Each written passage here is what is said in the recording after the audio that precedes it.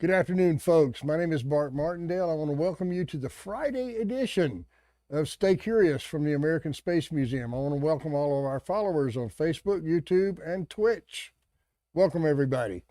I am happy to say that I am hosting the first episode with the return of Travis Thompson, better known as Triple T.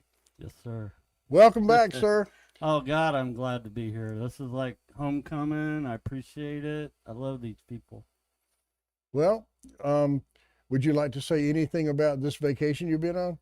It's been a rough couple of months, I'll tell you, but I do want to say if it hadn't have been for Miss Anita here at the museum, she made me and took me to the emergency room, and they took care of me from there on out, and I thank her. I don't think I would have been here. So, and Mark brought me food. Nita brought me food. People have been taking care of me. I very much appreciate it. So, Well, I know I'm that glad to be here. I know they did that because you're important to this place, but you're also a national treasure now. We all know that, right? And we'll talk about that a little bit in a moment. One of the things I wanted to mention to begin with here is we had an interview yesterday with an old friend of yours, Yes, sir. Astronaut Ron Garan, who was here doing a book signing. And we sort of accidentally stumbled across the fact that you are in his book. How about that? Well, both of his books, but this is the one with the full page picture. Can I show this? Cool. Yeah, I'm checking his straps and, making sure everything's good and he's happy to go. So That's pretty Travis cool. you've hit the big time. You're in publications here. Hey, Now waiting on my check. we also want to talk about the fact that you have some show and tell to do for us, right? Yeah, a little bit. You have a flown what, crew T-shirt Well, and a no, flag. Tell me actually- what this is. actually, what's happening here is the three people, and that is Eileen Collins, that is Vegas, Jim Kelly, and Andy Thomas, I believe. And they all three worked for me on the Closeout Crew. Really? This is STS 114 Return to Flight. In my world, this was a Super Bowl. I had Why? to do everything right, everything, and unbeknownst to me, three of my team members took one of my Closeout Crew t-shirts that we all wore for training and everything we did, and they took it up, they flew it. The bottom there is a picture of them holding it in space, obviously, and the middle is the actual t-shirt signed by them. The picture is signed by them, and above is what NASA gave me, certifying that it flew on X amount of miles and STS 114, and I took it to Hobby Lobby and had it framed. So I need a new truck. Well, Actually, I would not get rid of this. It's precious to me, but I just had to show it to somebody, show it to people. I just loaned it to Cape Canaveral, or I'm not sure, Cocoa Beach Chamber of Commerce. Thank you. And it was in their office for a while, and I love people to see it, and it's pretty dang cool. it is cool. And what you really can't tell from the screen here is that thing is big. It is. I mean, big. that is a very It's large about, yeah, it's shadow about that box. tall. Yeah, it's big. It But is. it have to sort of work too. impresses me in I guess a jealous way that you have such cool stuff just sitting around. Just sitting around. Just I mean that's amazing. This is something that three people didn't have to do. They were Right. on my team. They wanted to do it. I had no idea. They did it. I was very proud. And yeah, I might have got a couple of perks like this over the years. Well, It's special. and recently there was an event that happened up at the Smithsonian, and Yeah. I know that that's been covered here on It Stay have. Curious. So you, as I said, you have become a national landmark, a national treasure. I see you sitting up straighter because I said that. When you say that. All right. Well, we're going Robert Law says he's famous now. All right. Now we are going to talk about, this is actually called Tales from the White Room. And we're going to talk about some events, but I was doing some research and I wanted to see if there was a launch on this day back in the shuttle or any of the space program, but mainly the shuttle program. And there actually was not that I could find, but there were 8 different September 17th when there were astronauts and space shuttles in space. Yeah. And beginning in 1991, it was 91, 92, 93, 94, 95, and 96. And then there were 2 more later on. But those consecutive years, it's like this was the day to have astronauts in space. That was awesome. The first one, and I'm going to show the crew of each one of these. Maybe you can tell us a little bit about some of them if you have a story. Sure. This is STS-48. I'm going to hold it up so you can see it on the screen. You want to zoom it in? Okay. Do I need to move? Nope, you're good. Keep it still. Okay, STS-48. I'm going to back it up so Travis can see it. I think I was number 5 on this, actually.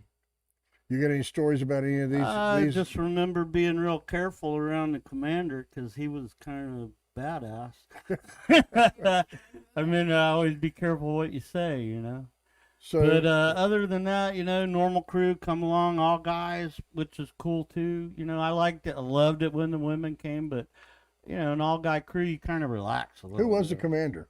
I believe, I want to say, and I'm trying to remember his name.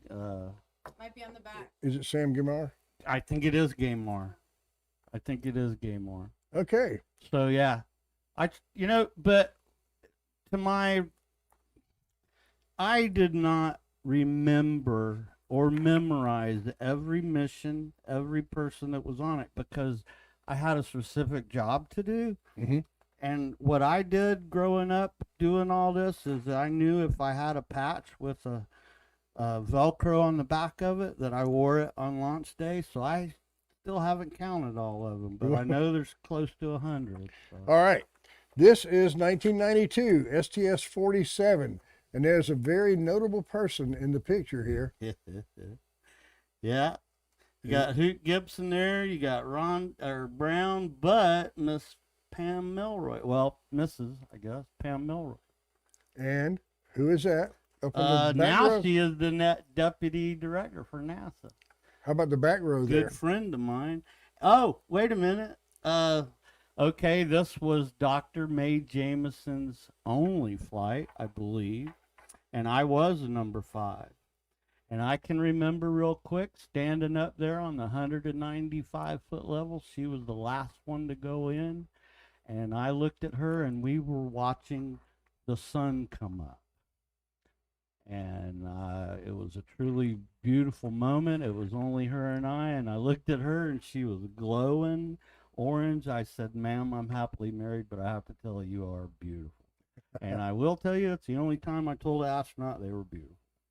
I think I made her blush, but I'll definitely remember that day. She was gorgeous, and what a beautiful person. The things she's done since, I try to follow her. I just think she's marvelous.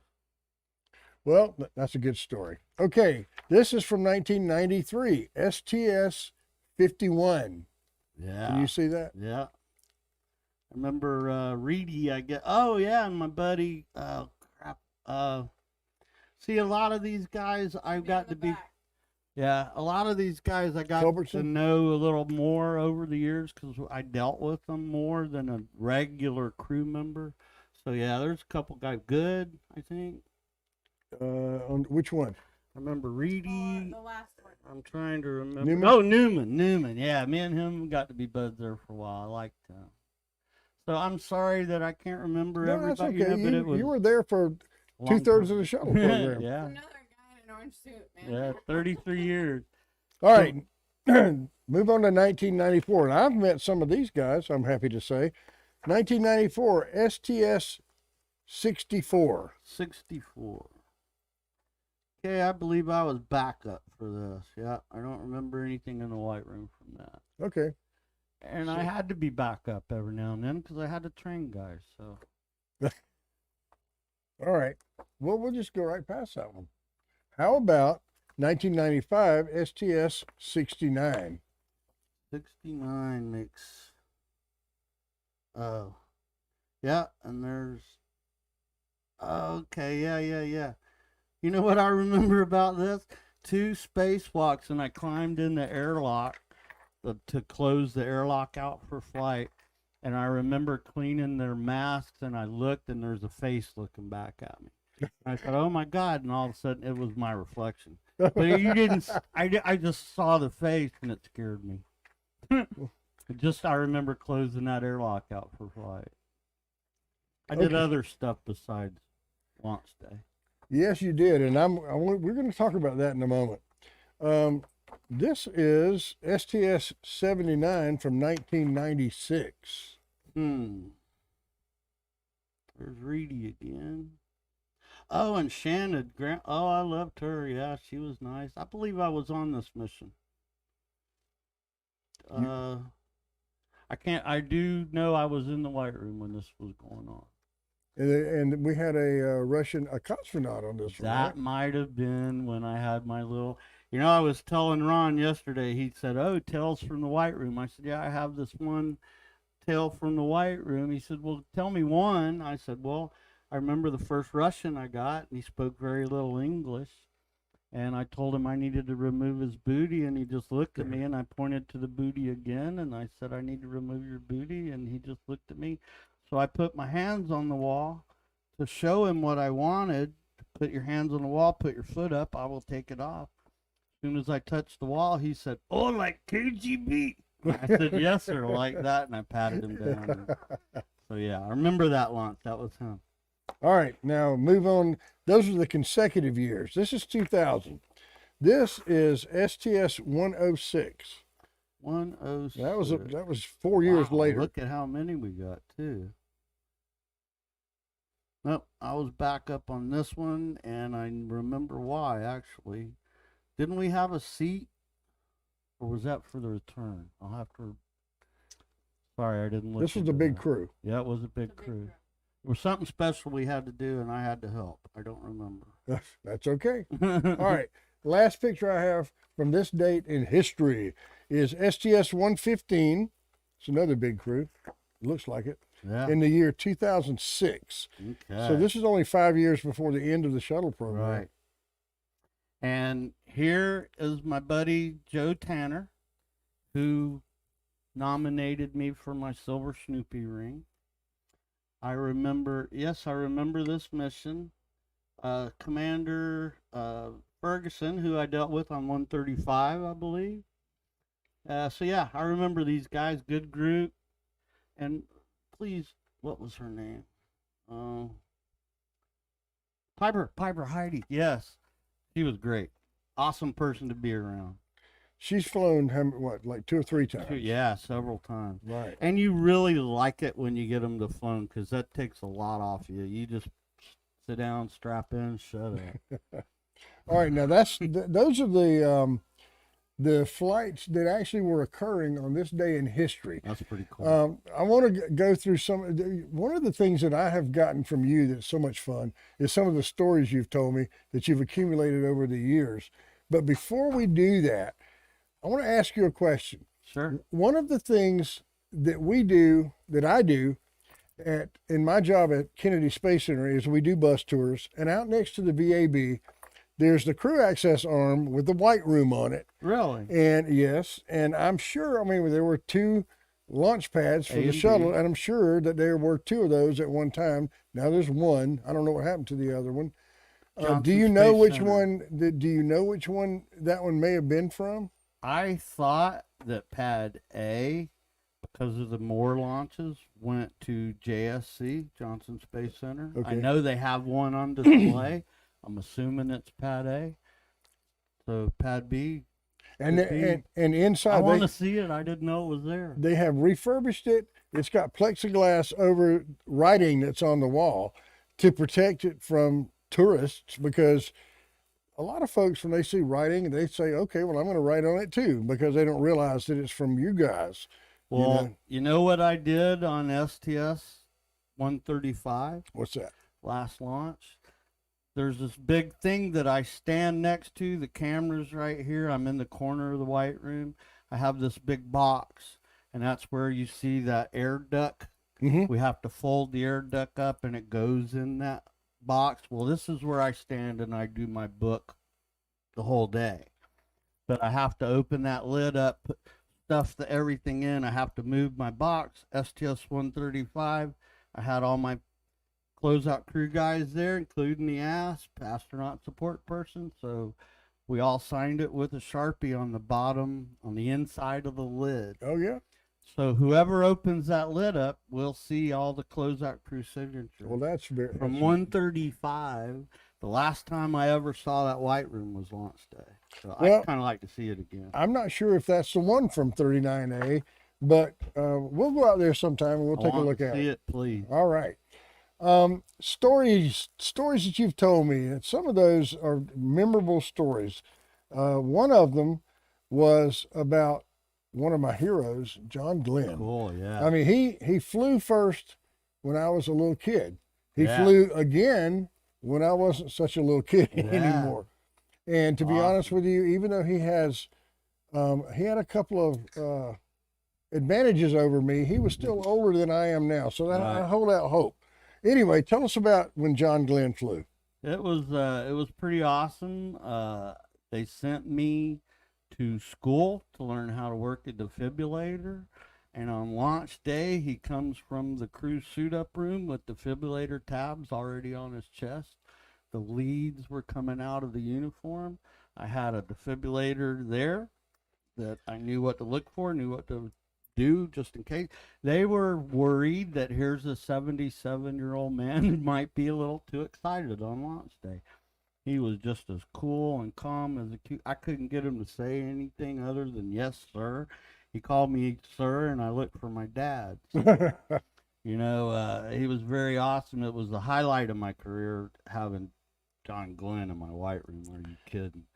But it was also 6 other people. I had to, you know, it was a big deal, but I had to play it, you know, like everybody else. So I had 7 astronauts I was worried about, and they all got off. And the only bad part about his mission was when he came back. NASA wants you to hydrate. He drank too much water.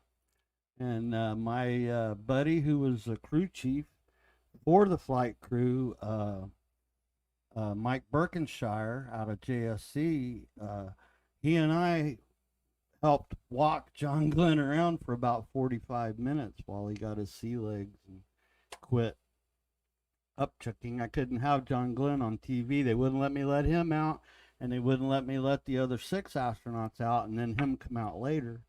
That wasn't going to work. Right. So we got him hydrated. He walked around. You know how when you say something really stupid and it's too late to take it back? He says, Trav, I think I'm good. I said, are you sure, John? Because there's only about 1 million people watching. And I knew as soon as I said it, I shouldn't have said it. But we got him walking around. Mike, my buddy, did a great job taking care of him. That's our job, you know, but 77 years old, we were taking a little extra care, you know. Love the guy. You know, one of my favorite parts of that story when you first told it to me was you took his water bottle. No, I took it from him. I forgot about it. And you stuck it in the my suit. You're right. In my pocket, and totally forgot about it. Ooh, Thunderboom. Hey, John Glenn. I'm gonna steal the mic from you guys. So, you remember that super sweet setup that we've been talking about that we got? It's on a battery backup. So if the power goes out, we will still stay live for at least 30 minutes. So just so you all know, bring on the rain. So you took his water bottle. I snatched his water bottle. I forgot all about that. And here at the museum, Is that water bottle? That's a water bottle. That's pretty awesome. I think I signed it. I wrote STS 195, but I had no idea my Snoopy was also on that flight.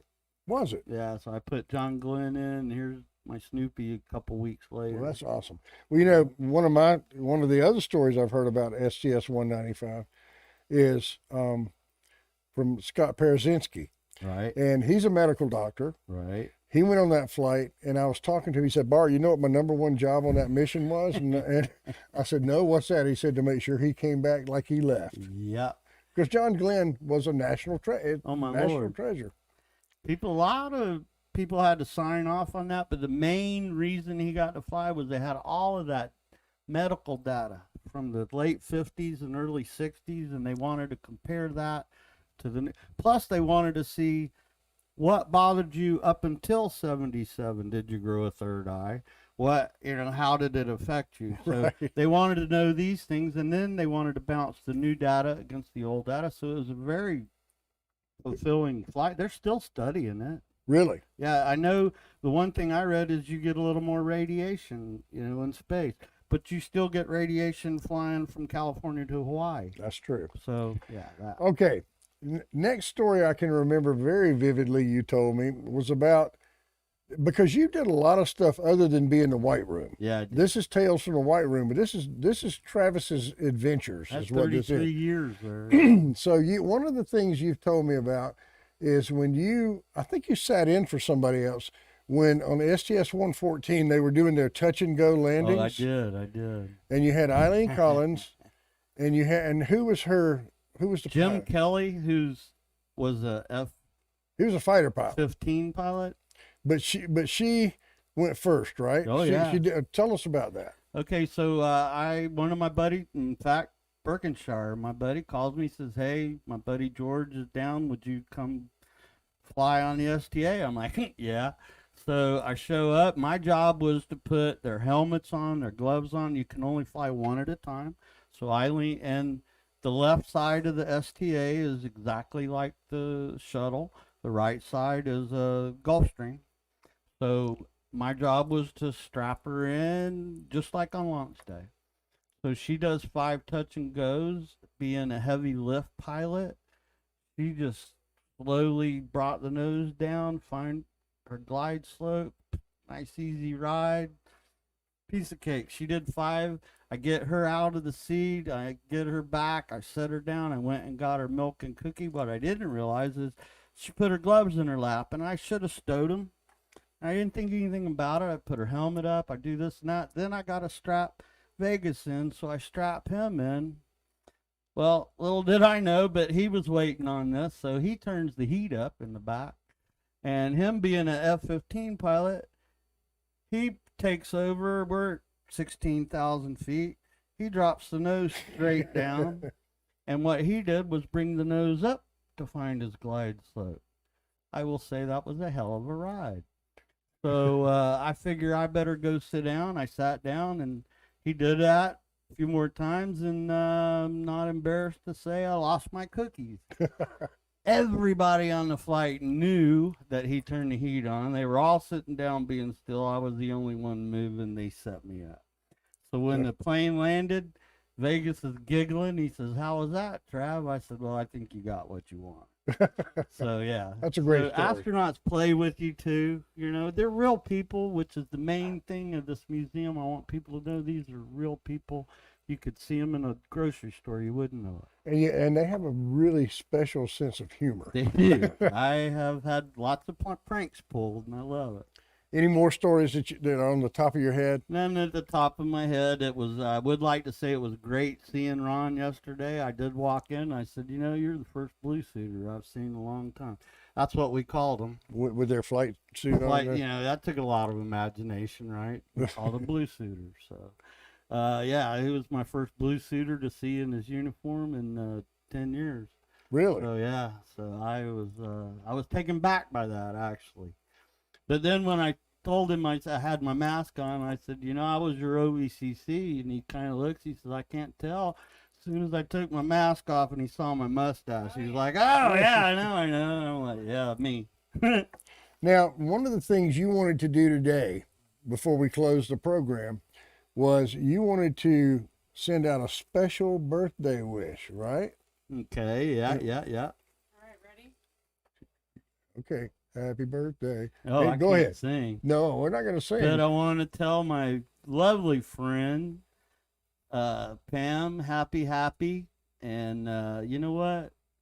second, or the woman second of NASA. I told her as soon as I heard her name, I was comfortable and I knew that we were going to be okay. Speaking of this family of NASA and space business, I said as soon as I heard your name mentioned, I knew we were going to be okay. And she hugged me. So Well, now, I want to wish her a happy birthday. She didn't have to go out of her way at the museum like she did. she's the one that very presented you with the award, and She kind of dedicated it and honored it, and yeah. And but the main thing that I take from all that Mhm. is the words that she used there at the end. She said, "Travis is here. His suit represents a long line of space workers behind him. I never want to forget the people." that's awesome. And just for people asking, it is Pamela Melroy, the deputy. No, yeah, we didn't say full name, and it is her 60th birthday today. Okay, now she's not going to be happy about you saying that, right? Wikipedia says it. Oh. I can't. We did. Okay. The internet says it already. You look 50 to me, darling. Yeah, I said it, so it's all right. Okay, but that's she's a special lady, Very special. and I agree with you. I think that with her up there in the towers of NASA, we're in good hands. We are. We're in good hands. I feel better about it. There after my program ended, I was dismayed.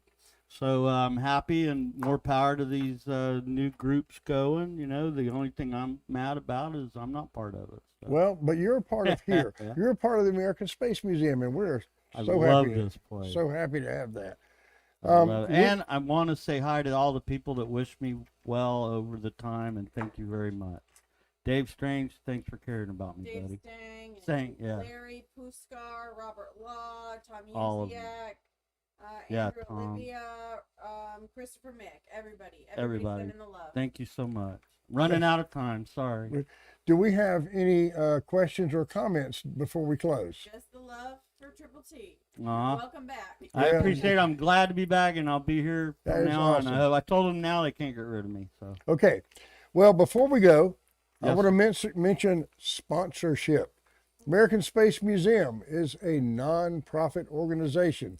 And if you would like to be a contributor, a donor to our awesome place here, and I don't know if it's been mentioned on Stay Curious about this place being the non-profit organization of the year. For we did that last announcement on Friday. Okay. That's why Mark was all dressed up. Oh yeah. Mark was all dressed up. Okay. Nonprofit of the year. We won that award.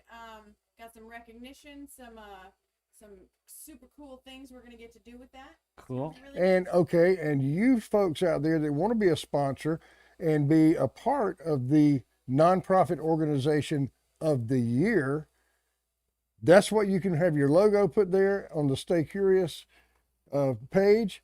There's an example of what we can do.